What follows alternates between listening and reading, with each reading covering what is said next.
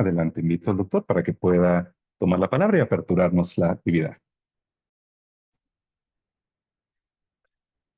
Muy buenos días, doctora Alejandra Acuña, secretaria ejecutiva de Comisca. Buenos días a los ponentes, la doctora Joana Agudelo del Instituto Nacional de Salud de Colombia y los colegas que se incorporarán más adelante, doctor Roberto Castro y doctora Sofía Alvarado. Doctor Roberto Castro Costa Rica, el director de epidemiología, y la doctora Sofía Alvarado de la Secretaría de Salud de Honduras. Buenos días a todos y todas los presentes. Vamos a dar inicio a esta actividad con las palabras de apertura e inauguración por nuestra secretaria ejecutiva, doctora Alejandra Acuña Navarro. Bueno, muy buenos días a todos y a todas.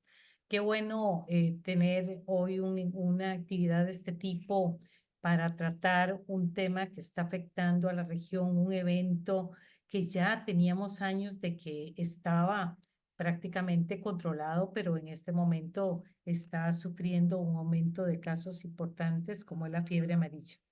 Vemos que me encanta que seamos casi 200 personas que estemos conectadas en este momento.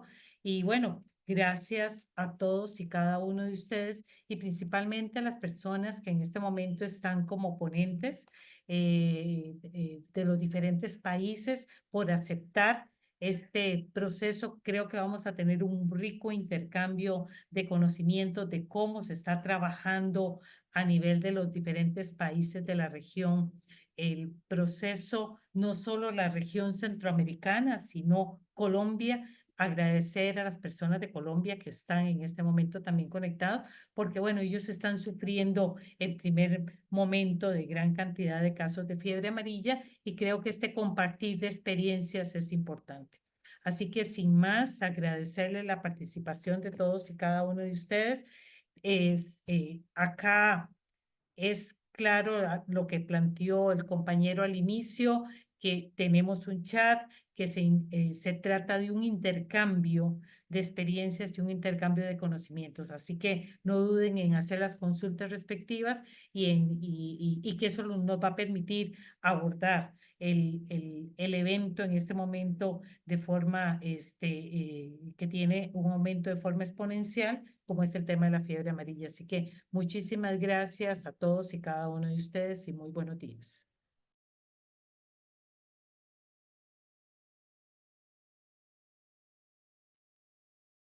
No, muchas gracias, doctora Alejandra Acuña, por la apertura de este webinario que, como ella muy bien ha mencionado, pretende ser un espacio de diálogo más que un espacio académico o de una ponencia, digamos, de tipo magistral. Intentamos con los colegas, las colegas que han aceptado dirigir cada una de las sesiones, tener la oportunidad de conversar y aclarar algunas dudas, dado que es una enfermedad poco frecuente, pues no estamos familiarizados con ella en nuestra rutina diaria, entonces es un momento oportuno para eso. Dejaría entonces con ustedes a la doctora Joana Agudelo, a quien le agradecemos desde ya. Ella es la referente de fiebre amarilla en el Instituto Nacional de Salud en Colombia y escucharemos pues la situación, el brote que Colombia está enfrentando de fiebre amarilla de parte de ella. Muchas gracias, doctora Agudelo. Bienvenida.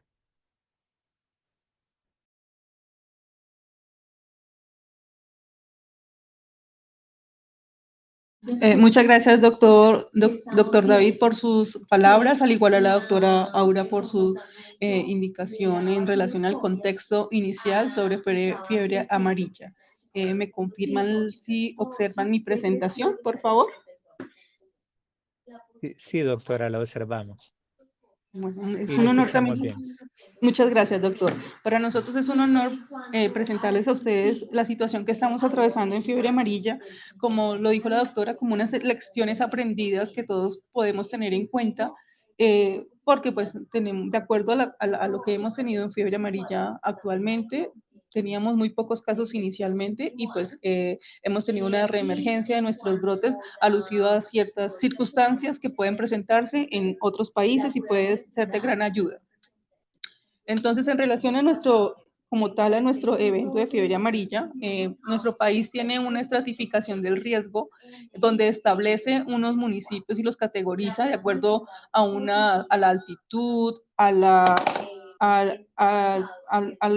presencia de vectores, a la presencia de casos históricos, hace una clasificación del riesgo de los municipios, de la cual establece unos municipios de alto riesgo y de moderado riesgo, bajo riesgo y sin riesgo. Vemos como aquí en la región Orinoquía y Amazonía son nuestros sitios endémicos del país para fiebre amarilla, donde vemos como los municipios de los municipios de los departamentos de aquí de la Orinoquía, que son limítrofes con Venezuela y unos con Brasil, la Amazonía respectiva con Brasil, Perú y Ecuador, son nuestros sitios históricos de presencia de casos. Sin embargo, desde el año anterior hemos tenido unos casos en sitios donde no estaban clasificados como endémicos para Colombia, donde eran clasificados como de bajo riesgo y baja probabilidad. Sin embargo, ¿qué nos deja esta historia de la fiebre amarilla? Que nos toca devolvernos a la historia previa, donde sí se ha descrito previamente casos en las regiones de aquí del Magdalena, donde no se tenía como clasificado como de alto riesgo, sino de bajo riesgo, que es donde los lugares donde actualmente desde el año pasado, desde finales del año, hemos tenido los casos para fiebre amarilla. Nuestros casos en el año 2024 y 2025 se han presentado en estos 6 departamentos: Putumayo, Nariño, Huila, Vaupés y Caquetá, los cuales, como les decía, unos eran endémicos por sí y tenían determinada medida, porque estas medidas preventivas de vacunación estaban relacionadas con esta estratificación del riesgo que el Ministerio de Salud establece y organiza para el país para los diferentes eventos de interés de salud pública vectoriales. Y estos departamentos, algunos, por ejemplo, Huila, Nariño, en una zona que tiene todas las condiciones para la presencia de vectores y demás, y Tolima son los que estaban clasificados como de muy bajo riesgo y reemergieron y tienen a la actualidad tienen todas las condiciones para la presencia de casos. Eso es una de las primeras lecciones que nos ha dejado nuestros brotes establecidos, de que se debe, inclusive ya esta estratificación que estaba en 2020 se está reevaluando para poder actualizarse con otros criterios y adicional de los criterios, como un criterio fuerte, el criterio de la parte entomológica y la identificación de vectores especialmente.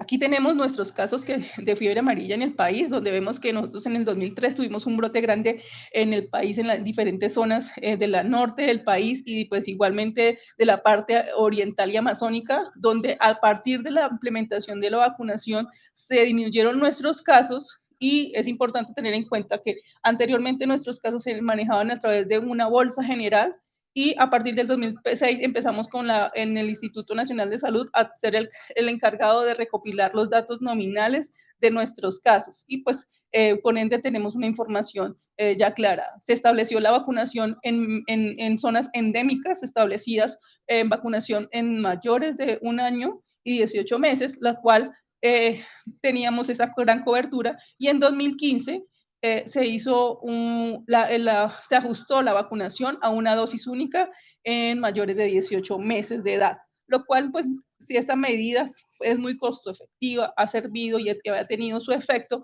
Sin embargo, por diferentes circunstancias, vemos que nuestros ciclos de presentación de fiebre amarilla entre 5 y 6 años han presentado nuestros casos. Es posible que esta situación de COVID haya afectado las coberturas de vacunación y por ende es casos que estamos teniendo en 2024 y 2025, ya que en 2023 solo registramos 2 casos.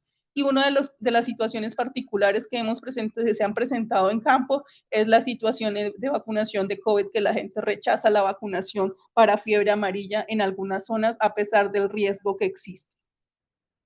Aquí tenemos nuestro comportamiento histórico de fiebre amarilla del último año, donde el año pasado iniciamos con la presencia de los casos de fiebre amarilla y fueron captados inicialmente por la vigilancia de dengue.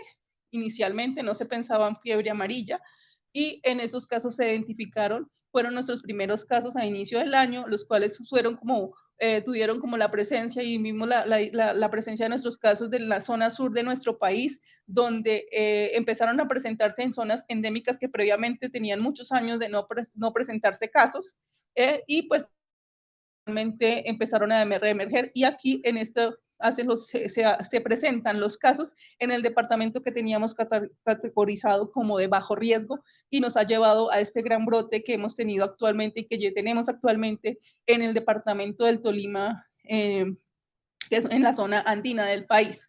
Entonces, el año anterior, en 2024, registramos 23 casos de fiebre amarilla, de los cuales casi más del 50% de nuestros casos están presentados en el departamento de Tolima, y actualmente continuamos con 20 casos, 18 de esos casos corresponden a ese mismo departamento.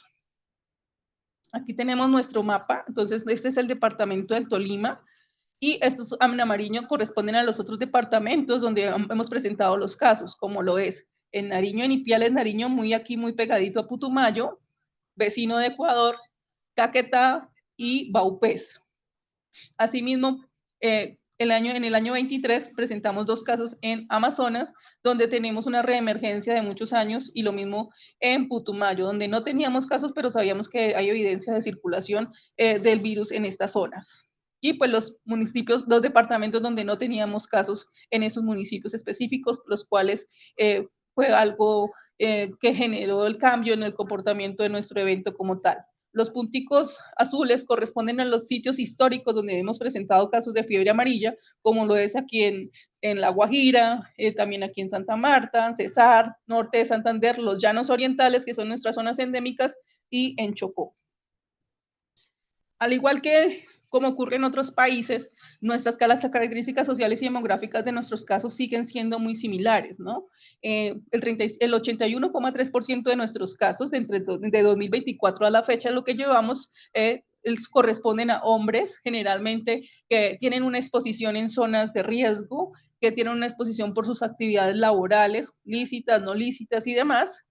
Pero algo importante que también nos llama la atención es que en el año anterior se presentaron casos, y si bien este año se han venido presentando casos en población femenina. Del 18,6% de nuestros casos, 8 corresponden a mujeres, que lo cual está relacionado con apoyo de ellas a la agricultura en estas zonas de riesgo, específicamente en Tolima, ya que desde el 2009 no teníamos casos registrados en el sexo femenino.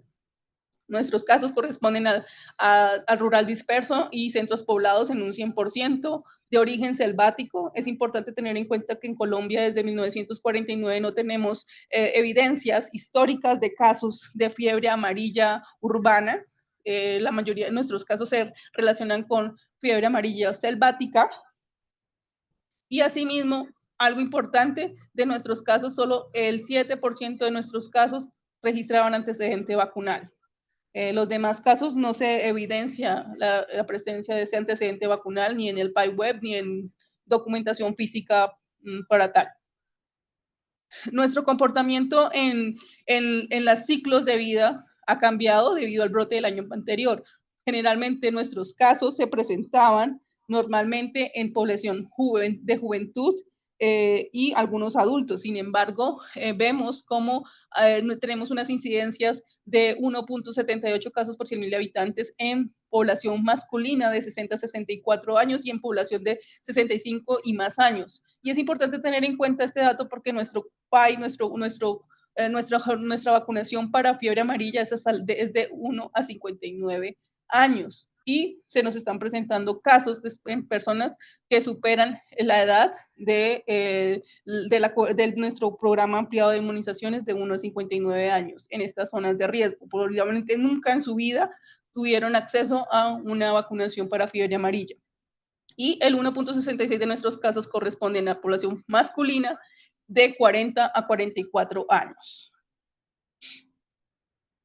Este es nuestra curva de nuestros porcentajes de letalidad, donde vemos que sigue siendo ratifica que tenemos una letalidad entre el 60 y 70% de nuestros casos, que los últimos fallecimientos del brote que tenemos actualmente se presenta una letalidad entre el 56 y 52% para el 2024 y llevamos una letalidad actual del 40%, donde se han presentado diferentes fallecimientos por fiebre amarilla, que está muy relacionado con la atención, porque pues son personas que están llegando a sitios de atención donde no tenían como, o sea, su común no era fiebre amarilla en el manejo, del cual ya se han venido trabajando desde el Ministerio de Salud esa parte del lineamiento clínico que se tiene establecido para el manejo de fiebre amarilla, se ha fortalecido toda la atención, se ha tenido sistemas de lugares de referencia para la atención de estos casos para disminuir esta letalidad. Actualmente tenemos 21 casos en el actual brote, 21 casos de fallecimiento, donde vemos que los municipios de este departamento, que es del Tolima, donde tenemos nuestro gran brote actualmente activo, han tenido que sortear diferentes situaciones para poder afrontar este brote y asegurar una adecuada atención de nuestros casos. Sin embargo, de acuerdo a las investigaciones epidemiológicas de campo que se han realizado, hemos visto que algunos de los pacientes que generalmente vivían solos no accedían al servicio de salud oportunamente, mientras que las personas que tenían un familiar o una esposa que los insistiese en la búsqueda de atención, tuvieron un desenlace diferente. Aquí entonces se encuentran todos nuestros casos históricos de fiebre amarilla, los previamente y nuestros focos actuales activos, como es el foco de la región del Valle del Río Magdalena y el respectivo de Huila y Ipiales Nariño, donde vemos que posiblemente pues el virus está subiendo cerca a nuestra cordillera específicamente. Importante tener en cuenta que en Tolima, entonces tenemos en el municipio de Cunday, tenemos 12 casos acumulados de fiebre amarilla, seguido de el municipio de Villarrica con 7 casos y el municipio de Prado, que son uno de los más afectados en esta zona de la zona andina del país. Esta es nuestra distribución de casos de este brote de Tolima, donde están registrados cada uno de nuestros casos a medida que han venido surgiendo de acuerdo a la fecha de inicio de síntomas, donde vemos que la dinámica de este brote está relacionado con los desplazamientos y movilizaciones relacionadas también por la actividad agrícola que realizan las personas en relación a este bosque. Eso es un bosque, una reserva que se llama Galilea, y hay mucho tránsito dentro de las personas de convivientes en estos centros poblados que existen en diferentes, afluentes a esta área, donde vemos cómo afortunadamente se han ido haciendo la contención a través de las medidas de bloqueos vacunales y demás que se ha realizado con el trabajo con el departamento, los municipios, donde activamente han realizado sus acciones y se han venido haciendo la contención en estas zonas específicas del bosque Galilea.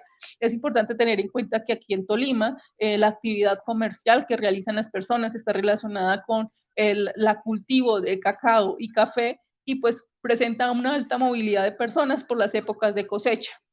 Y asimismo, pues la alta movilidad en fin de año a sus familiares para las fiestas decembrinas, y pues también llegaron personas sin antecedente vacunal y por ello algunas de esas personas fueron afectadas por el virus y demás. Importante que se ha trabajado a partir de las búsquedas activas comunitarias que hemos realizado en campo, se ha trabajado con la comunidad y se ha fortalecido la parte de vigilancia basada en comunidad como un aliado para la vigilancia de epizootias, una situación particular que no teníamos fortalecida en el país, que tratando de fortalecer en estas circunstancias actuales. Y pues aquí en este municipio de Cunday, en purificación, identificamos una epizootia, la cual fue confirmada por PCR en el área de virología, y pues actualmente el rumor que teníamos pues está en negativo para el monitor para fiebre amarilla. Es importante tener en cuenta que se hace una articulación con la Corporación Autónoma Regional del Tolima para poder llegar a la zona donde se identificó la epizootia por la comunidad y poder asimismo tomar las muestras respectivas que nos ayudaron a identificarse en esta zona. Entonces es importante tener en cuenta que en los puntos verdes corresponden a los municipios con casos confirmados de fiebre amarilla, y en el puntico amarillo corresponde al municipio con epizootia respectiva, y este rojito era el del rumor, pero afortunadamente ya según la información que recibimos de virología salió negativo. Pero pues este es un llamado que también es importante tenerse en cuenta en el manejo como tal, porque la comunidad es fundamental también para este proceso, que ellos nos pueden informar y dar información clave para poder iniciar ese monitoreo, ese bloqueo vacunal cuando se identifiquen, y las demás acciones que se recomienda ante esa identificación de esas epizootias. Aquí mostrarles las diferentes jornadas de trabajo que hemos tenido como grupos de respuesta inmediata ante la activación del brote de Tolima, donde vemos cómo vemos las características del territorio, donde tenemos todas las condiciones para la presencia de vectores. Igualmente, pues entomología ha hecho un trabajo de poder ir de nuevo a estas zonas y poder hacer la recolecta de vectores, que estamos en proceso de identificación. Hemos realizado un apoyo al departamento para identificación de casos sintomáticos en las búsquedas activas, y hemos encontrado casos que hemos confirmado de esas búsquedas activas comunitarias específicamente. Hemos involucrado a la parte educativa para que también sean unos vigías o unos agentes que nos puedan ayudar en este proceso de identificación de epizootias, de identificación de personas con sintomatología, igualmente con los docentes, para el fin de poder identificar esos casos y realizar todo el proceso de atención oportuna, junto con la articulación con las aseguradoras, el municipio y los demás entes que corresponden para la atención de casos. Y pues aquí pues mostrarles sitios donde hemos tenido los casos confirmados. Este es el producto de nuestras búsquedas activas comunitarias en apoyo al departamento, donde hemos identificado que de las búsquedas que hemos realizado se han identificado los casos, como les digo, hemos identificado varios casos en el año anterior 2024, y en el actual 2025 encontramos un caso de los productos de esas búsquedas activas comunitarias, donde el contexto de la región, como son zonas cafeteras y del uso de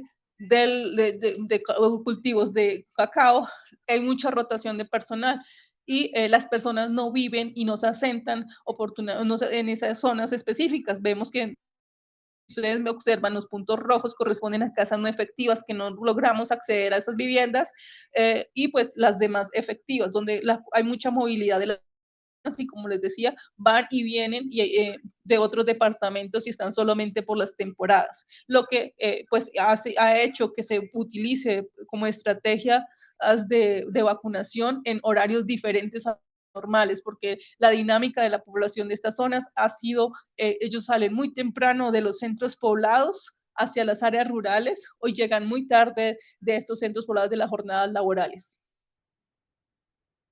Aquí, del contexto epidemiológico de nuestros casos, todas las características y las condiciones ecoepidemiológicas donde están presentes, donde vemos, este es el centro poblado de Villa Esperanza en el municipio de Purificación, Tolima, donde nuestros casos están relacionados con estas zonas de riesgo, y donde vemos el ingreso de personas a estas zonas en ese tránsito respectivo.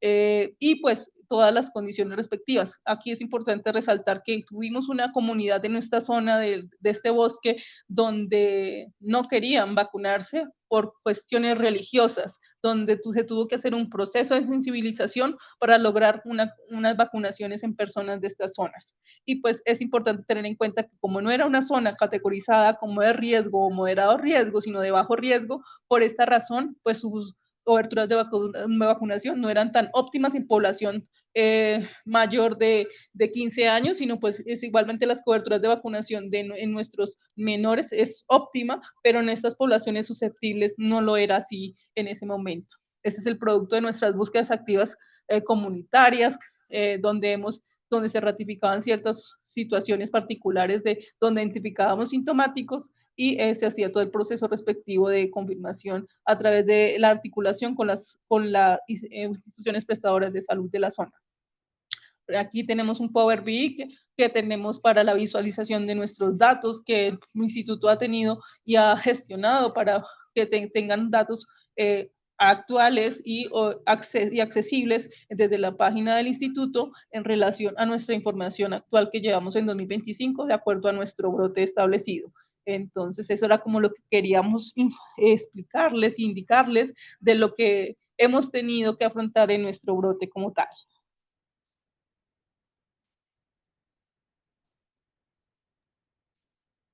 Doctora Agudelo, muchísimas gracias por tan interesante presentación de la situación de fiebre amarilla en Colombia. Pasaremos ahora al segundo tema de este webinario con el doctor Roberto Castro. Le pedimos, doctor Agudelo, si nos puede acompañar. Al final tendremos una sesión de preguntas y respuestas. Bienvenido, doctor Roberto Castro, es el jefe de el director de epidemiología en Costa Rica, en el Ministerio de Salud de Costa Rica, y es un honor contar también con usted esta mañana.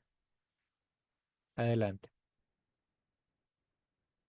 Muchas gracias, David, y a todos los 285 que vi la última vez que vi la información. Vamos a hablar un poco de la situación que hemos tenido en Costa Rica con respecto al tema. Y esta reunión fue una sugerencia que nosotros le hicimos a la Secretaría, porque nos pareció que era muy importante en función de lo que estaba pasando. Creo que la excelente presentación que acaba de hacer la compañera de Colombia es el mejor preámbulo para que todos entendamos por qué algunos países hemos estado preocupados por esta situación. Déjenme nada más tratar de apagar la cámara. Me lo pueden apagar desde ya para no confundir. Nosotros teníamos una situación bastante particular en Costa Rica con respecto a el tema de la vacunación contra fiebre amarilla, porque en un momento dado se tomó la decisión política de aplicar la regulación de la vacunación con excepciones de algunas ciudades. Significaba que, y esto un poco por razones más turísticas y de otro tipo, donde se aplicaba la regulación basada en lo que establece el Reglamento Sanitario Internacional, de que todas las personas que viajen a zonas donde hay transmisión activa de fiebre amarilla tienen que contar con una vacunación 10 días antes. Entonces, en nuestro propio reglamento eso estaba claramente establecido. Sin embargo, como ven, se hizo una resolución donde se exceptuaba una serie de ciudades en específico. Lamentablemente, muchas de esas zonas tenían la particularidad que eran los centros de conexión internacional más importantes. ¿Qué significa eso? Que una persona que viajaba de Costa Rica a cualquiera de los países que tienen transmisión activa, básicamente a su capital o ciudades más importantes, utilizando esta excepción de ciudad, lo que terminaban haciendo era volando desde ahí o trasladándose desde ahí a ciudades donde la transmisión era más activa o países en donde la transmisión, como nos explicó muy bien la compañera de Colombia, países y zonas donde lamentablemente casi todo el país estaba siendo con transmisión activa.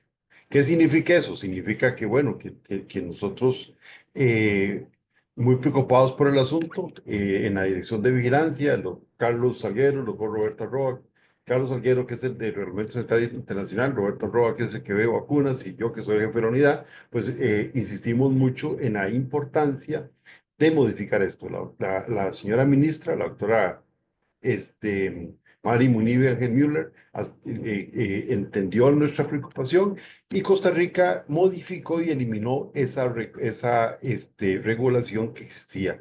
Y la cambiamos a esto de generar toda una situación respecto em, a que la regulación se aplicaba para todos los países. Esto ha generado una situación bastante particular porque en los últimos meses hemos estado, producto de esta resolución que está aquí puesta, que es la firma, y que le dimos un periodo para empezar a aplicar con la intención de que las personas que no tenían vacuna de fiebre amarilla y que estaban viajando y habían venido viajando hacia estas zonas, eh, pues pudieran adquirir su vacuna. ¿Qué generó esto? Generó una situación bastante particular en el país porque el suministro, así que Costa Rica no compraba vacuna contra fiebre amarilla. eh, Como es una vacunación voluntaria y o exclusiva para las personas que van a ir a las zonas, pues entonces el gobierno de la República no la aplica como parte del esquema. Es una vacuna obligatoria solo para las personas que van a viajar. Y bueno, empezamos a darnos cuenta de que muchas personas que incluso viajaban con frecuencia por asuntos laborales a países con transmisión activa estaban viajando sin ningún tipo de regulación. Y entonces, bueno, se excluyó eh, esta situación, como lo mencioné anteriormente, y entonces empezaron la gente a vacunarse. Las dosis que tenían en su momento la empresa distribuidora se acabaron rápidamente. Incluso aquí es muy frecuente que personas que van viajando a través de los países, ya sea que vienen del sur, pasan por Costa Rica, van hacia Nicaragua o van a viajar a Sudamérica, estando en Costa Rica adquieren la vacuna. Mucho europeo hace eso y adquieren la vacuna en Costa Rica. Y nosotros nos quedamos en el mercado costarricense sin ninguna vacuna. Entonces, bueno, hubo que hacer una serie de ajustes en el país, y la empresa encargada de la vacunación adquirió un lote extra de vacunas que ingresaron en la segunda semana de enero. Sin embargo, lamentablemente, nos quedamos a finales de noviembre sin vacuna, y entonces en una gestión que se hizo a través de la Organización Panamericana de Salud, tanto la ministra de Salud como el presidente de la Caja Costarricense del Seguro Social adquirieron 10.000 dosis para tratar de atender la situación de la cantidad tan grande de personas que, aprovechando las vacaciones escolares, que creo que son muy similares al resto de Centroamérica, los muchachos acá salen a finales de noviembre, principios de diciembre, e ingresan a mediados de febrero a clases. Entonces mucha gente aprovecha esos días para viajar, y aprovechando algunas promociones de viajes empezaron a volar. Entonces fue importantísimo el consumo. Se hicieron algunas campañas de vacunación. Esa fue una vacunación gratuita que se hizo, y posteriormente ingresaron las vacunas y estuvieron disponibles a partir de finales de enero, nuevamente en el mercado, y estas vacunas prácticamente se han ido agotando. Nosotros creemos que esa era la medida correcta. Hemos hecho todo un esfuerzo en este momento, según información del compañero Roberto Roa. Tenemos 53.000 dosis registradas en el sistema de vacunas del Ministerio de Salud, una muy buena parte de ellas en los últimos meses, desde que se anunció esta medida a la fecha. Más o menos 25.000 personas se han registrado. No teníamos, no tenemos un número tan elevado de vacunas porque anteriormente la vacuna no se estaba incorporando dentro del sistema. Lo que estamos haciendo ahora es que incluso las vacunas, que la gente que tiene un carnet está yendo a la Seguridad Social para que el registro de su vacuna se lo ingresen en el sistema, y con ello tengamos un registro mayor. Los países que no tenemos transmisión, no tenemos que tener inmunidad de rebaño para evitar la propagación de la enfermedad, porque al no haber algunas condiciones que según los entomólogos se necesitan de una fase que la compañera de Colombia explicó muy bien, de la fase selvática y la fase periurbana en niveles de bosques, no vamos en un riesgo muy elevado a generar una transmisión activa. Pero sí podríamos tener algunos casos, si una persona viene en el periodo con una viremia elevada al país, producto de un viaje a las zonas de transmisión. Entonces, estas son un poco las regulaciones. Nosotros, al igual que el resto de los países, no hemos incluido los cruceros como parte de de las regulaciones, porque la gente que viene en cruceros normalmente permanece muy poco tiempo, y lo que hemos aprendido en una visita que hicimos a un crucero recientemente, producto de este tipo de regulaciones, es que usted de pronto tiene que bajar 3.000 personas en un lugar en 15 minutos, 20 minutos para que aborden los autobuses de excursiones que van a ir a otras partes. Y entonces, bueno, hemos excluido eso. Eh, ¿Qué hemos tenido que hacer? Bueno, el 27 de enero se publicó una nueva ampliación del plazo de aplicación completa de esta regulación, y que regirá a partir del 11 de marzo. Estamos tratando de ver cómo se comporta el mercado y cómo se comportan las opciones. Eh, y eso pues ha movido muchísima cantidad de personas que se han estado vacunando. Creemos que esto mejora mucho la situación de nuestro país desde el punto de vista de seguridad sanitaria, tratando de que la gran mayoría de personas que están viajando a los países que tienen transmisión viajen previamente con vacuna. La otra cosa que no he mencionado, que también ha sucedido, no tenemos en este momento un dato exacto porque apenas se está iniciando el registro en el EDUS, es que muchas de las personas que han viajado desde el mes de noviembre para acá, a Colombia, Brasil y otros países que tienen vacunación gratuita de la vacuna contra fiebre amarilla, que incluso Colombia, según nos han dicho, muchas de las personas que vienen acá en el aeropuerto El Dorado y en algunos otros aeropuertos grandes, simplemente uno se presenta y le colocan la vacuna.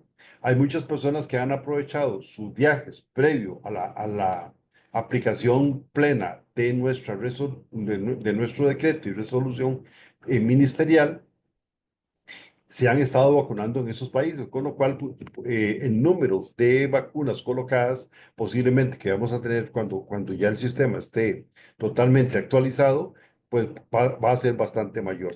Y no podemos dejar de mencionar esta situación que se está presentando en este momento en nuestra región.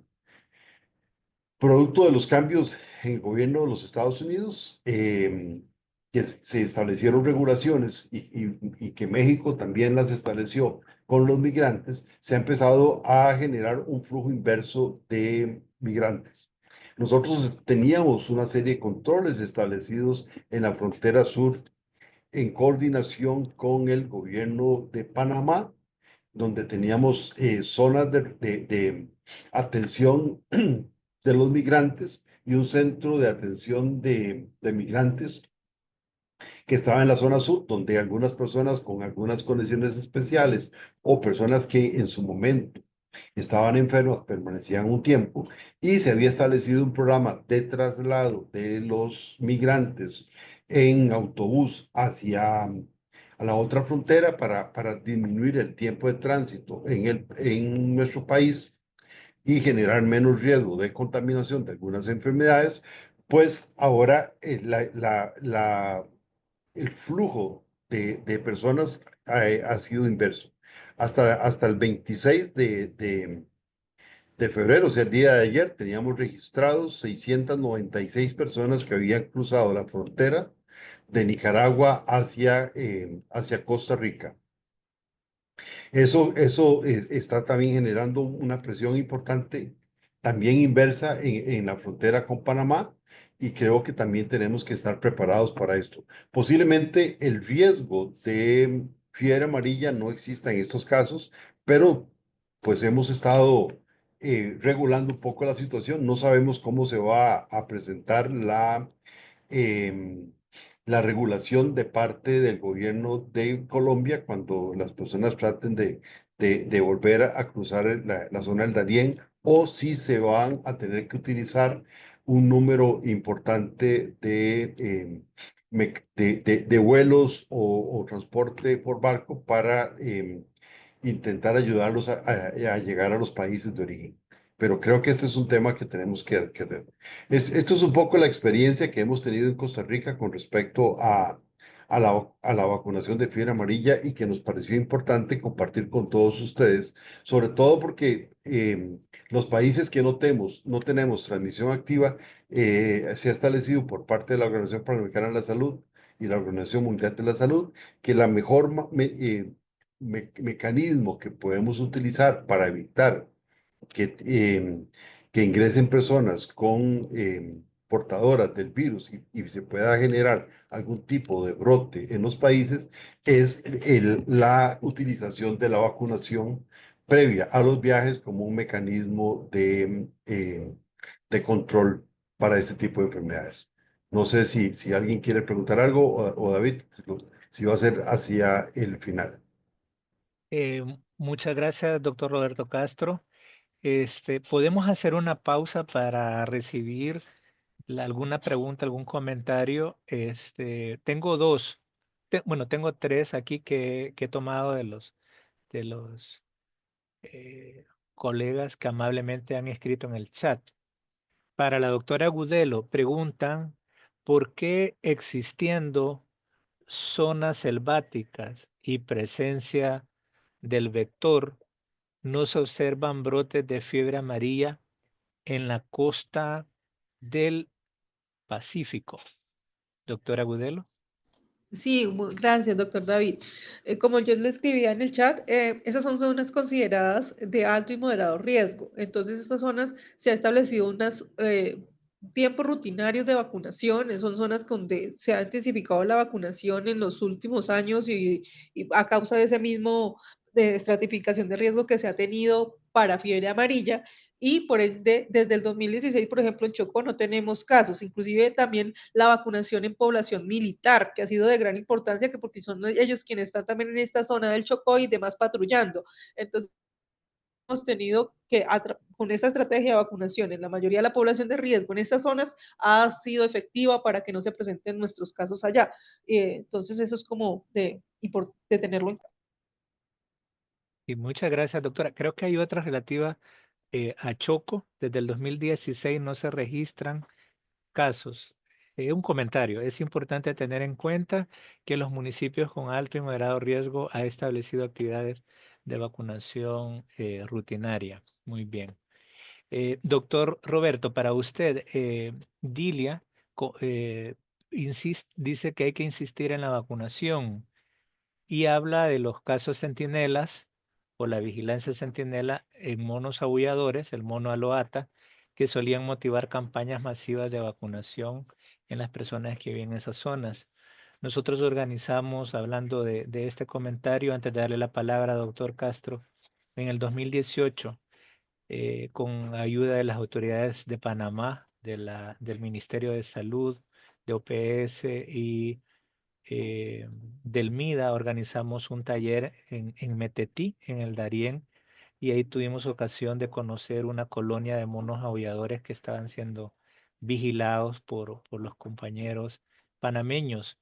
Eh, Efectivamente, ¿verdad? Ahí conocimos cómo esta vigilancia en los monos ayudan a detectar tempranamente la circulación del virus entre los animales. Doctor Castro, no sé si en Costa Rica ustedes tienen vigilancia en algunas de las áreas boscosas o algo que nos pueda comentar al respecto. Adelante. Gracias.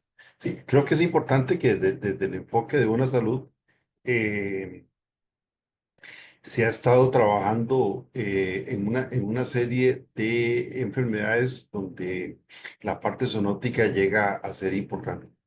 Eh, Tanto el SENASA, que ve la parte de agricultura y ganadería, como de el SINAC, que ve el tema de los parques nacionales y todas las zonas protegidas que tenemos en Costa Rica, eso hace que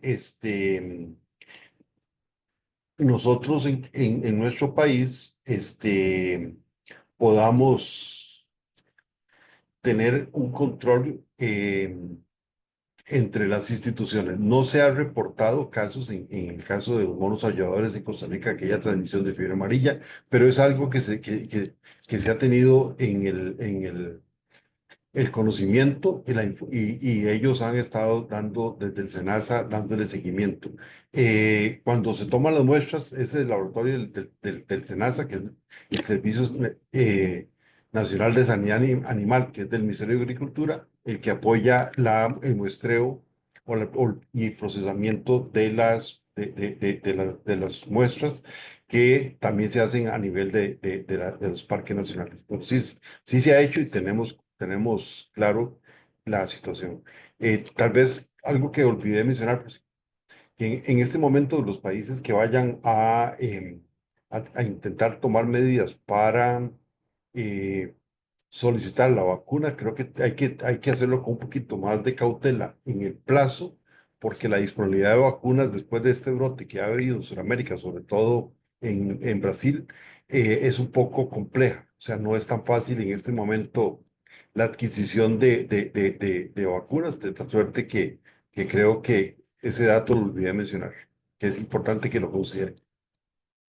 Y doctor Castro, efectivamente, muchas gracias. La vacuna es escasa y es bastante cara, hay que mencionarlo. Entonces, en momentos de brotes como el actual, se pone todavía más escasa. No, Eh, no, la vacuna es muy barata. La vacuna adquirida a través de fondo rotatorio tiene un precio muy, sí, muy bajo. Sí, es muy bajo. sí. Dólar Bueno. y medio la dosis. Qué En bueno, dosis entonces tenía múltiple. O sea, un frasco de 10 dosis vale dos. 10, $15, una cosa así. Ok, El tema es de producción. Brasil sí.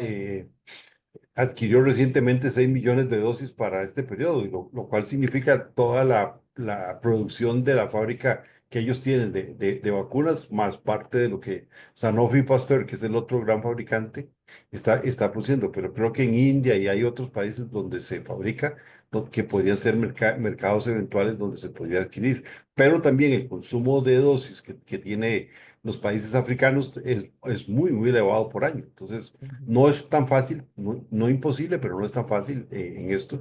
Y yo creo que en este caso la alianza y el apoyo que el Fondo Rotatorio y la OPS nos brinda a los países ha sido muy importante para algunos de nosotros. Muy bien.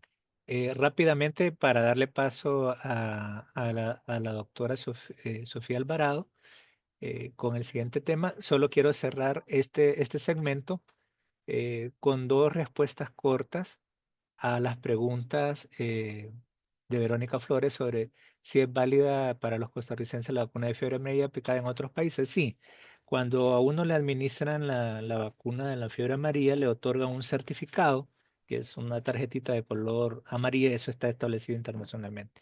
Es válida. ¿Cuánto tiempo dura la inmunidad? Toda la vida. Antes se recomendaba vacunarse cada 10 años, ahora está demostrado que una sola dosis confiere inmunidad de por vida. Y quiero resaltar el comentario de la doctora Itza Barahona, a quien tengo el gusto de saludar nuevamente por este medio después de algunos años. Recuerdo cuando en Panamá estuvimos conversando acerca de la posibilidad de hacer una evaluación del sistema de vigilancia de la fiebre amarilla con un grupo de estudiantes de epidemiología de campo y que luego desafortunadamente no pudimos llevar adelante ese proyecto, pero la doctora Itza Barahona hace un comentario excelente, ¿verdad? Y es que con el tema de la movilidad humana, ¿verdad? Las personas que pasan por el Darién y que se ven expuestas de alguna manera a algunas enfermedades, pues el flujo inverso realmente es una situación inhumana, ¿verdad? Para estas personas y incrementa riesgos en los lugares de origen, ¿verdad? De las personas, tanto en Colombia como en el resto del país. Totalmente de acuerdo con usted en su planteamiento, doctora Barahona. Bueno, muchas gracias, doctor Castro. Por cuestión del tiempo, vamos a dar paso a la doctora, a la tercera ponencia, la doctora Sofía Alvarado, que ella es una especialista de laboratorio en virología en el Laboratorio Nacional de Salud de Vigilancia Sanitaria de la hermana República de Honduras. Doctora Alvarado, bienvenida. Doctor Eh, Castro, por favor, si puede dejar de compartir pantalla para darle espacio a la doctora Alvarado. Gracias. Buenos días a todos. Para mí es un placer estar en esta reunión, ¿verdad? Porque cada vez nos enriquecemos con nuevos conocimientos y lecciones aprendidas. En este momento yo les voy a hablar un poco de nuestra experiencia vivida sobre lo que es la fiebre amarilla en Honduras.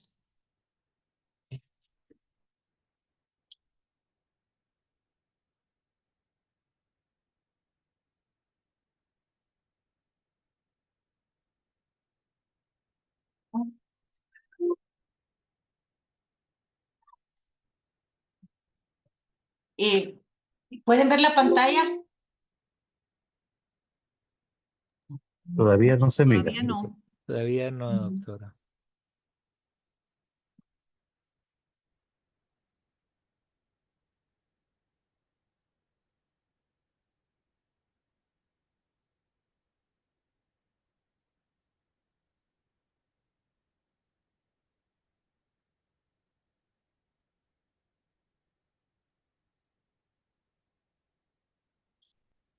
Si tiene dificultades, podríamos nosotros proyectarla, doctora Sofía. Solamente me la envía, por favor, al correo o al WhatsApp y con mucho gusto se la proyecto.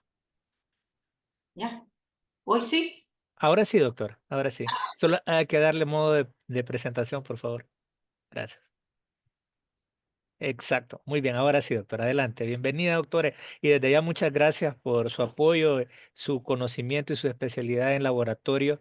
Es vital para esta discusión que tenemos esta mañana. Muchísimas gracias por haber aceptado. Bueno, muy buenos días a todos. En relación a la fiebre amarilla, pues nosotros vamos a comentarles un poco lo que fue lo que ha sido las experiencias vividas en lo que es la fiebre amarilla. Como sabemos todos, es una enfermedad vírica aguda, hemorrágica y endémica en zonas tropicales de África y América Latina. Y a veces es difícil diferenciarlos con otras fiebres hemorrágicas. Es de la familia Flavivirus, que pertenece también a la familia del género de dengue, Zika, encefalitis japonesa, virus del Nilo occidental, y la transmisión es por género de Hemagobus y Aedes aegypti, que es un vector presente en nuestro país, ¿verdad? Y pues es un impacto en la salud pública y una amenaza y un riesgo de propagación internacional. Para ponerles un poco en contexto, Honduras está situado en América Central y tiene fronteras con Guatemala, El Salvador y Nicaragua.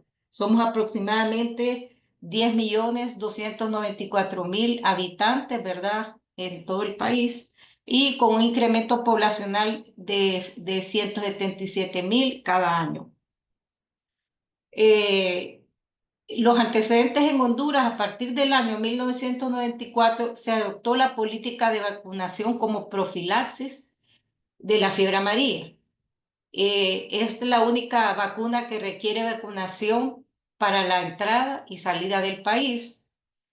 Es obligatoria en todo viajero que ya sea nacional o extranjero que ingrese al país. El riesgo de ingreso es Centroamérica, es Panamá, es el país de Panamá, América del Sur, Argentina, Brasil, Colombia, entre otros, igual que África, Congo, Camerún, República Africana y Angola, para mencionar entre unos. En Honduras, la migración regular, según datos estadísticos de migración, tenemos que en vuelos aéreos en el año 2024 fue 8.041 personas que transitan por nuestro país, ¿verdad? Y en vía terrestre 151. De Argentina, con procedencia de Argentina, tenemos 5.428, Bolivia con 781 y Brasil con 5.171. Colombia es uno de los países que más transita nuestro país en forma aérea, y Perú. En Venezuela, pues también 604 casos, 604 viajeros, y en terrestre todavía no tenemos documentado, ¿verdad? Tenemos una limitación en cuanto a datos estadísticos. Y personal migratorio también que transita en nuestras fronteras, no tenemos datos todavía establecidos con claridad. Un poco sobre las alertas que se han dado, ¿verdad? Que han ingresado a nuestro país a través de la fuente de enlace nacional de país. Se han generado varias alertas, ¿verdad? En las que siempre nos comparten desde la Secretaría de Salud, y donde vemos que siempre es una amenaza estos países. Aquí es una amenaza el ingreso a nuestro territorio de personas que no vengan vacunadas. En estas alertas cabe resaltar una que fue el 3 de octubre del año 2023, donde la Secretaría declaró alerta epidemiológica con casos de malaria y vigilancia nacional por fiebre amarilla. Esto no fue una información oficial del país, sino que fue a través de un medio de comunicación donde se puso a la disposición la vigilancia nacional por fiebre amarilla, dado por el director de la Unidad de Vigilancia de la Salud, ¿verdad? Esto fue de una forma informal que de alguna manera trajo preocupación al país. Nosotros como laboratorio estamos fortalecidos con el diagnóstico. Entonces, en ese momento se dio a conocer que el país tenía disponible la técnica para detectar casos, donde lo que ocasionó entre los personal de salud una alerta. Sin embargo, no fue oficial. Eso es importante recalcar en esta situación. Bueno, como país no tenemos una vigilancia tal como fiebre amarilla, pero sí tenemos que estar vigilando las alertas. Entonces, como laboratorio, hemos creado a raíz de que nosotros tenemos disponibilidad de la técnica, hemos creado unos lineamientos, ¿verdad? Como adaptados de OPS-OMS, cuando sospechar la fiebre amarilla, todo caso de síndrome febril, fiebre, dolor muscular, náuseas, vómitos, ictericia, sangrados, insuficiencia renal con antecedentes de viajes de países de riesgo. ¿Cómo lo confirmamos? Todo paciente que tenga un diagnóstico confirmado de fiebre amarilla por el laboratorio. Criterios epidemiológicos de procesamiento. Todo paciente sospechoso que ingrese al país con procedencia de Panamá y a algún país de América del Sur y África. Bueno, el laboratorio pone a la disposición lo que es la detección del virus de la fiebre amarilla a través de la técnica RT-PCR, tiempo real, que es detección del virus ARN, ¿verdad? La técnica que se utiliza es una técnica dada por el CDC o PSOMS por los laboratorios colaboradores, donde la técnica está validada y aprobada por el CDC. Tenemos que el diagnóstico, ¿verdad? Los lineamientos es tomar una muestra de suero en los primeros 5 días de inicio de la fiebre, y la viremia puede extenderse hasta 7 días. Enviar la muestra acompañada de una respectiva ficha epidemiológica. Aquí quiero decirles que no tenemos establecido una ficha epidemiológica, sino que hemos tenido demanda en algunos casos de fiebre amarilla que no cumple con una definición de caso como tal, pero sin embargo, en esa alerta que se dio el 3 de agosto, donde se dijo que se tenía una vigilancia implementada, solo porque se contaba con la prueba, entonces el personal de salud decidió en algunos casos hacer la prueba sin tener los conocimientos necesarios o haber interpretado bien las alertas epidemiológicas. Entonces, se recibieron algunas muestras, ¿verdad?, en ficha de arbovirosis con sospecha de fiebre amarilla. Los lineamientos que se utilizan son también los de OPS-OMS en cuanto a la toma de la muestra, el embalaje y el envío al laboratorio de virología. La técnica es una técnica RT-PCR, detección de ARN viral. El Laboratorio de Virología de Honduras es el único que realiza esta técnica. Tenemos 3 laboratorios moleculares, pero solo el Laboratorio Nacional de Referencia de Virología es el que está aprobado para realizar la técnica. Este es un algoritmo que es más que todo el que captado de OPS-OMS, donde nosotros solo hacemos la parte de detección viral, ¿verdad? Para poder detectar la circulación del virus a través de esta técnica. Tuvimos el año 2024, donde a través de un medio de comunicación se dijo que había una vigilancia por fiebre amarilla. Entonces, fue una mala interpretación al momento de querer investigar la fiebre amarilla por algún personal de salud, donde tuvimos 4 casos sospechosos que realmente de edades diferentes, de 18, 34, 6 años, y de Ocotepeque un fallecido. Todos estos fue por una demanda espontánea que surgió de los establecimientos de salud, pero ninguno tenía un antecedente de viaje, ninguno tenía un nexo de confirmación con un caso confirmado, ninguna vinculación. Y se hicieron algunos diagnósticos diferenciales, en uno de ellos fue dengue. Bueno, entonces recomendaciones: hacer énfasis en la interpretación de las alertas epidemiológicas que emiten por salud pública, no por un medio de televisivo o en este caso pues radial también, o de periódico. Se debe incluir otros diagnósticos diferenciales y síndromes febriles ictéricos, diferenciales de otras enfermedades virales de síndrome febril también.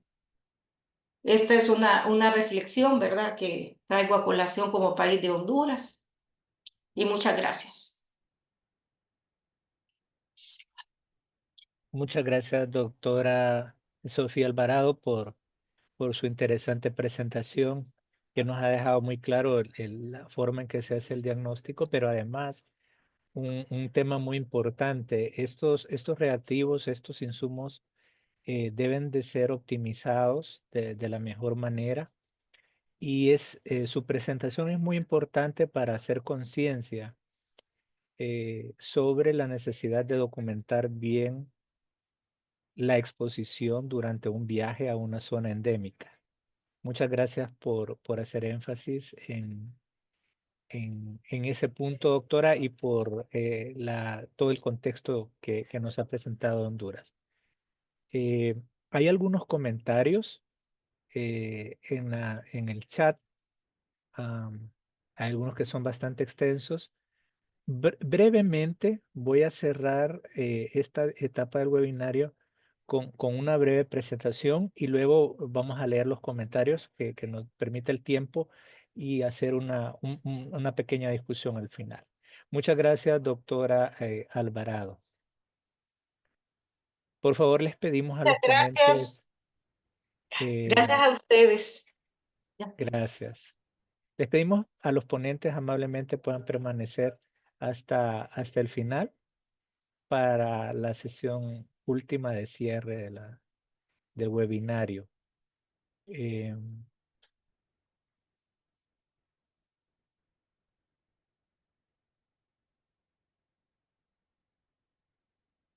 No pretendo hacer una presentación muy larga, sino todo lo contrario, y destacar en qué momento nos encontramos, porque la situación de la fiebre amarilla es muy dinámica. Entonces necesitamos en este momento saber en qué situación estamos, para que cada uno de nosotros pues sea un agente de fortalecimiento de la vigilancia.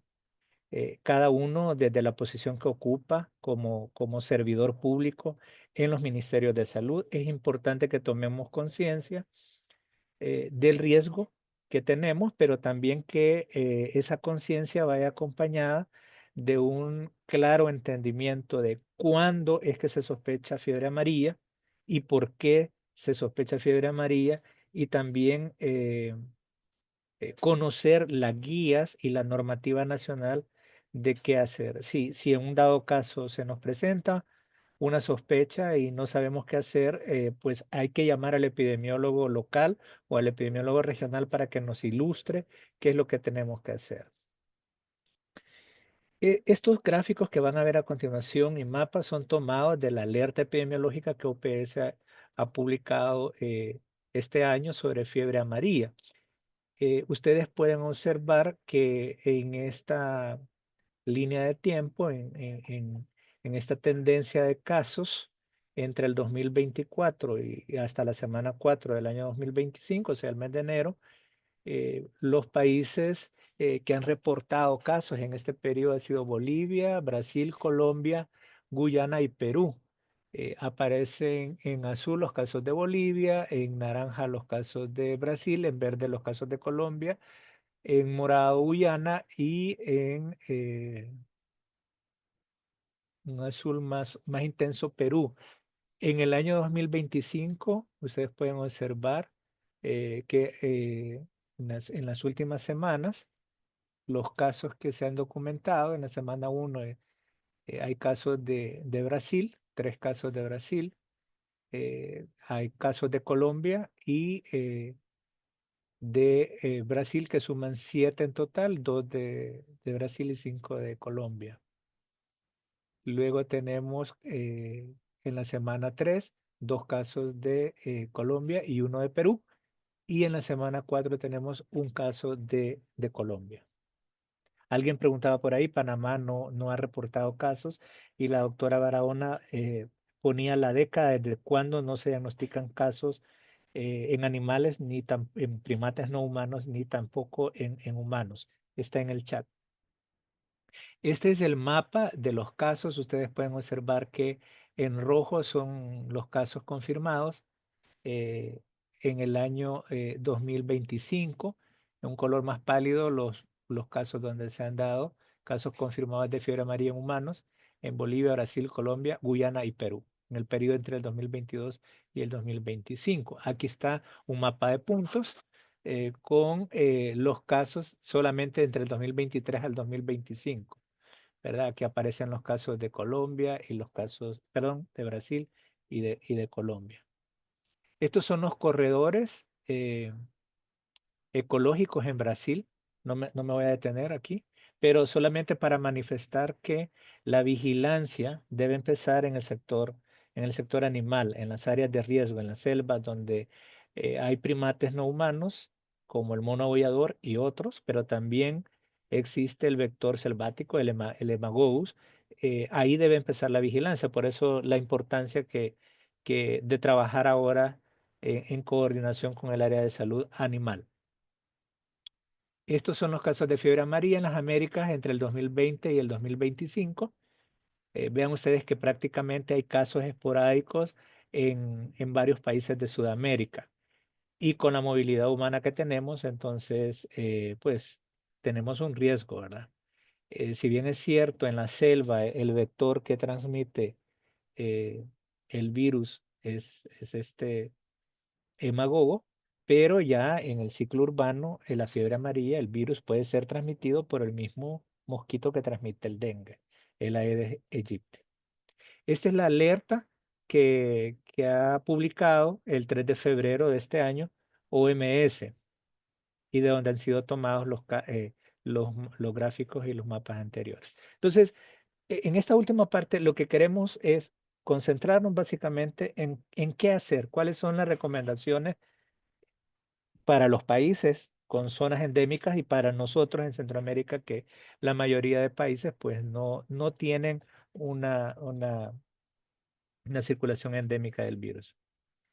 Para las autoridades en general, las autoridades de salud Hay que decir que el riesgo de brotes es alto en este momento, pero que la vacunación es una de las intervenciones más eficaces. Ustedes saben que la vacunación en salud pública ha sido a lo largo de la historia la intervención quizás la más eficaz. Entonces, hay que decir eso. Lo segundo eh, es que hay que hacer ver que los casos, esos que acabamos de ver en la gráfica y en el mapa, los casos del 2024 eran personas que no estaban vacunadas y son personas que viven en zonas endémicas en donde debieron haber estado vacunadas. Entonces, es importante que los países que tienen zonas endémicas con el ciclo selvático de la fiebre amarilla en primates no humanos, lograr coberturas arriba del 95% y hacer una vigilancia, como se ha dicho, ¿verdad? Del ciclo selvático en los primates no humanos principalmente. Esto es importante sobre todo con la invasión de la selva por el ser humano, ¿verdad? Con la urbanización, en donde se pone en contacto estrecho las nuevas residenciales con estos corredores selváticos y entonces está contacto estrecho los animales con el ser humano. Ahí justamente hay que montar vigilancia. Y la otra cosa importante es el inventario de la reserva de vacunación para rutina en los países que vacunan de manera rutinaria con zonas endémicas y en los países donde no para responder a los brotes. Para vigilancia epidemiológica, tenemos que conocer las definiciones de caso, ¿verdad? Es interesante que cada uno de nosotros conozca como trabajadores de salud pública cuál es la definición de caso en nuestro país, ¿verdad? Hay que buscar esa definición de caso y si trabajamos en el área de epidemiología tenemos que contribuir en las sesiones semanales con el equipo, en alguna capacitación, organizar algún entrenamiento de refrescamiento porque son definiciones que no se utilizan casi nunca, ¿verdad? Entonces es importante hacer un refrescamiento, una actualización del conocimiento, ¿verdad? En todos los servicios. Principalmente lo que mencionaba la doctora Sofía Alvarado. En nuestro caso, haciendo énfasis en el antecedente de viaje a un área de riesgo. Luego, en los países con casos confirmados, hay que hacer una búsqueda activa de casos aplicando la definición, no solo en las zonas donde circula el virus, sino en los municipios aledaños y en los lugares visitados por los casos durante unos 3 a 6 días antes de la fecha de inicio de síntomas.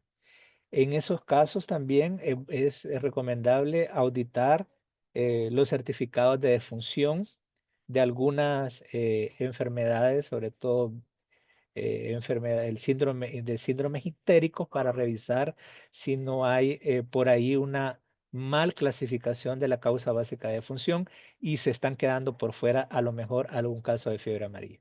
Entonces se recomiendan hacer auditorías de mortalidad. Y por supuesto la vigilancia de epizootia o OPS-OMS recomienda en la medida de lo posible georreferenciar los puntos donde ocurren la muerte de primates porque eso ayuda a construir los modelos que pueden predecir futuros brotes en seres humanos. Y por supuesto la colaboración con los otros sectores, con agricultura y con las empresas que contratan trabajadores que se exponen a áreas selváticas, la vigilancia comunitaria. Yo quiero referirme a la vacunación brevemente, ya se habló antes mucho, pero yo quiero referirme a este segundo punto y es asegurar la vacunación de todos los viajeros a áreas endémicas, por lo menos 10 días antes de viajar. Aquí está el enlace, vamos a compartir esta presentación y vamos a compartir las recomendaciones, ¿verdad?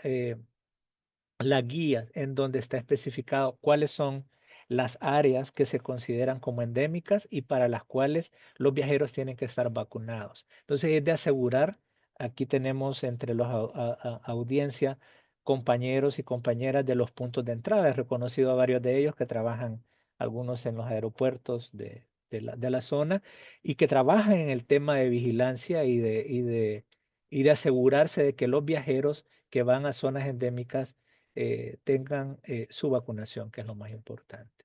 Y por supuesto tener un pequeño inventario de vacunación de vacunas en el país.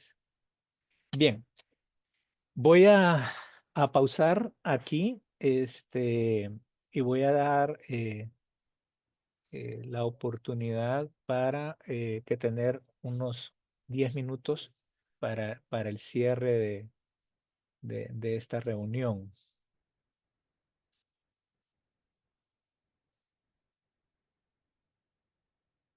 Muy bien. Creo que habían preguntas en el chat. Estoy tratando de buscar.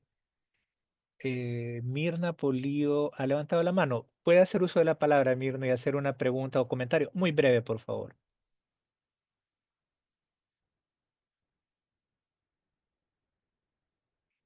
Bueno, leo el comentario de la doctora Itza Barahona. En Panamá no hay fiebre amarilla urbana desde 1950, en la década de los 50. Y los últimos casos de fiebre amarilla selvática importados fueron en los 70. Tenemos vacunación universal obligatoria en regiones sanitarias colindantes con Colombia desde un año con altas coberturas y recomendación a los nacionales o viajeros que circulen por esta área por prevención. Tenemos vigilancia de monos en el Darién y del síndrome febril ictérico hemorrágico a nivel nacional. La doctora Cerezo, un saludo, informa que es desde 1974, el año exacto. Gracias. Ricardo Izurrieta dice, no estoy de acuerdo con la respuesta de Colombia con respecto, si la respuesta es que no presenta fiebre amarilla en el Choco, se debe a la vacunación de zonas de riesgo. Las zonas amazónicas son de mayor riesgo y deberían tener por lo menos iguales coberturas de vacunación, si no mayores, y sin embargo presenta brotes. Pienso que con esas tasas de letalidad de Colombia, el sistema de vigilancia epidemiológica solo está detectando los casos graves. Mi explicación a la no presencia de brotes en Choco. Bueno, él quiere expresar su punto de vista sobre por qué en Choco eh,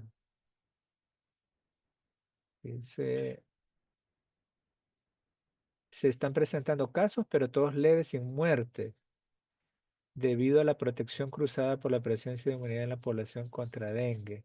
Sí hay inmunidad cruzada, de hecho ese es uno de los desafíos de las pruebas serológicas, ¿verdad? Por eso el gol estándar es PCR, porque la prueba serológica puede dar reacción cruzada. Pero, bueno, es respetable su hipótesis, señor Ricardo Izurieta, es respetable, ¿verdad? Muy bien, muchas gracias por su aporte. Gustavo dice, el frasco tiene 10 dosis, se abre para 5, es más óptimo aplicar otras.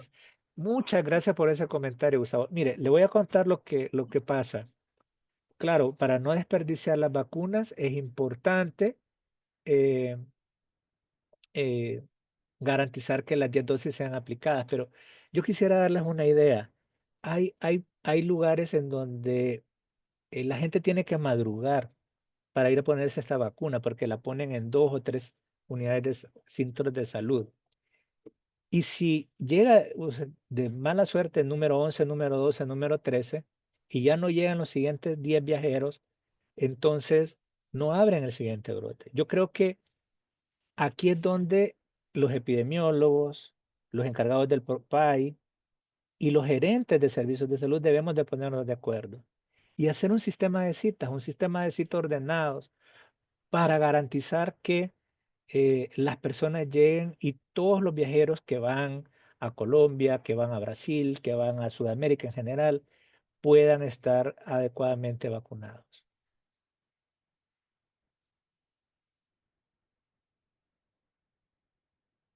La doctora Barahona manifiesta que se ha gestionado que se excluya a Panamá como país de riesgo de moverse sin éxito por la cercanía de países, sí, con circulación del virus y el vector en el área selvática del Darién. Sí, sí, es cierto, es cierto. Y justamente, doctora Barahona, estaba recordando que ese era uno de los intereses del Ministerio de Salud en hacer la evaluación del sistema de vigilancia de la fiebre amarilla, demostrar la no circulación del virus. Pero esto nos pasa en este mundo, ¿verdad? cuando se logra eliminar una enfermedad de un país, si los vecinos tienen tasas de incidencia, siempre constituyen un riesgo y es un poco difícil, ¿verdad? A veces hay una reemergencia de estas enfermedades, como ha sido el caso de la malaria en Centroamérica. Yo recuerdo el caso de malaria que estuvo controlada, por ejemplo, en Costa Rica por casi 10 años y de repente se empezaron a dar los brotes en Costa Rica. Entonces, sí, en un mundo interconectado como el que estamos, es bastante difícil que un solo país, por eso tenemos que trabajar juntos como región. Joana Barahona, tengo una consulta, dice, una embarazada, una persona de la tercera edad, un menor de año, que nunca se vacunó con la fiebre amarilla y que haya viajado a países de América del Sur de contraer la enfermedad. No sé, doctor Castro, si usted me quiere apoyar con esta pregunta, por favor. Dice, una persona como embarazada de la tercera edad, un menor de un año, que nunca se vacunó y que tenga antecedentes de viaje a América del Sur, puede contraer la enfermedad de la fiebre amarilla. Doctor Castro, si nos ayuda. Técnicamente, sí, o sea, son personas susceptibles y no se han vacunado. La recomendación es que no se vacunen menores de 9 meses, que no se vacunen salvo cierto riesgo específico, mujeres embarazadas, y la contraindicación por edad, que nosotros la tenemos como relativa a partir de los 65 años. Creo que la OMS la tiene como relativa a partir de los 60. Algunos países la establecen como contraindicación absoluta. Y creo que el dato que presentó Colombia es muy interesante porque sí, han tenido casos de ese tipo. Eh, Sí, hay publicaciones que mencionan el tema de que a partir de los 70 años se debería de considerar una contraindicación absoluta por algunas reacciones que se han presentado en las personas. Pero eso es una decisión que cada país tendrá que hacer. Creo que a nivel de reglamento sanitario internacional no se establecen ese tipo de excepciones y puede que se presenten problemas para los viajeros cuando visitan países que tienen regulaciones diferentes de edad. Nosotros en Costa Rica lo que hacemos es que a las personas que em, no se le da no se vacuna por alguna contraindicación médica o incluida en nuestro reglamento, le damos un carnet que le dice que no se debe, o sea, que no se vacunó porque tenía una contraindicación establecida y ponemos dentro del carnet el dictamen médico, el número del dictamen médico que respalda esa decisión. Muchas gracias, doctor Castro. Hay muchos comentarios y estamos llegando, nos faltan 4 minutos, ¿verdad? Eh, Solamente quisiera en estos 4 minutos hacer una mención del doctor Ricardo Isurieta. Muchas gracias, doctor, por ponerse a las órdenes. Lo vamos a estar contactando, por favor. Voy a pedir a Informática que nos comparta su correo electrónico, su experiencia, su formación en el control eh, del brote en Ecuador. Lo vamos a estar contactando. Muy amable, doctor. Muchísimas gracias. Yo quisiera referirme, por último, a la pregunta que hacía el doctor Castro, ¿verdad? Y que contestaba la doctora Barahona en el chat. Ya, estaba muy interesante. Y creo que eso es como el núcleo ahorita en esta conversación. ¿Cómo se controla a los pasajeros provenientes de países con transmisión? Y la doctora Barahona dice, muy difícil, pero la mejor estrategia es responsabilizar a las líneas aéreas y navieras al embarcar, como lo hace Brasil, so pena de sanciones severas si no lo hacen. Muy bien, miren, yo quería referirme a esto por último. Aquí hay una de nuestras alumnas del FTP de Honduras que hace la vigilancia en el hospital de Palmerola, en el aeropuerto de Palmerola, en Honduras. Y ha tenido grandes desafíos durante su entrenamiento. Conocimos los grandes desafíos que ella y su compañero que estaban formándose han tenido en cuanto al control de viajeros. Aquí hay que hacer una gran coordinación con las líneas aéreas, eh, desde el Centro Nacional de Enlace, desde el Ministerio de Salud. Es cierto, las sanciones funciones son medidas coercitivas, pero más que todo es una coordinación con las líneas aéreas y las líneas de transporte, de tal manera que antes de vender un boleto eh, a un viajero que va a un destino que está estipulado en esa guía de zonas endémicas, no se lo vendan si no tiene la vacuna. Así como cuando COVID, ¿se acuerdan? Que para poder viajar, si no tenía su vacuna, no podía comprar un boleto aéreo en un momento determinado. Entonces, establecer un mecanismo, pero los mecanismos de coordinación siempre son complicados y no hay una receta para ello, ¿verdad? Así que muchísimas gracias por esa discusión. Quiero agradecer a nombre de, de la Secretaría Ejecutiva, quiero ver, es a la doctora Acuña para darle la palabra que ella pueda cerrar la sesión. Si es tan amable, doctora Acuña, adelante. Bueno, no, muchísimas gracias a usted, David, y a todas las personas que han participado. Vi que llegamos a casi 350 personas en el evento. Creo que acá lo importante es que se han compartido experiencias de diferentes países en el manejo de la fiebre amarilla y que esto no puede quedarse aquí, ¿verdad? Que esperemos, sigamos atendiendo de esta manera este evento que nos está afectando en este momento a nivel de la región. Y bueno, muchísimas gracias a todos y a todas por la participación y a los exponentes por haber aceptado nuestra invitación. Gracias. Muchas gracias y estaremos anunciando nuestro próximo webinario para dentro de un mes. Probablemente tenemos todavía que conversarlo con la doctora Acuña y con el equipo para ver el tema que vamos a elegir para esta serie de webinarios. Muchísimas gracias. Buenas tardes.